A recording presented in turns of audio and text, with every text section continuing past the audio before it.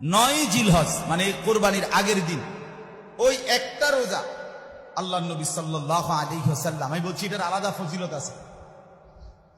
প্রত্যেকটা রোজা এমনি 9টা রোজার হিসাব হলো 1 বছরের কি নেকি, রোজার সওয়াব। কিন্তু শুধু 9 তারিখের রোজা যেটা আরাফার রোজা, আল্লাহ নবী সাল্লাল্লাহু আলাইহি ওয়াসাল্লাম বলেন, একেবারে মুসলিম শরীফের হাদিস, নবীজি বলেন, সিয়ামু ইয়াউমি আরাফা আহতাসিবু আলাল্লাহ আন ইউকাফফিরা আস-সানাতা আল্লাতী ক্বাবলাহু ওয়াস-সানাতা আল্লাতী বা'দাহু। নবীজি বলেন 9 জিলহজের রোজা, আরাফার রোজা, আমি রাসূল আমার আল্লাহর কাছে আশাবাদী এই এক রোজার বরকতে আল্লাহ তাআলা আমার উম্মতের পিছনের 1 বছরের গুনাহ মাফ করে দিবেন এবং সামনের 1 বছরের গুনাহ মাফ করে দিবেন।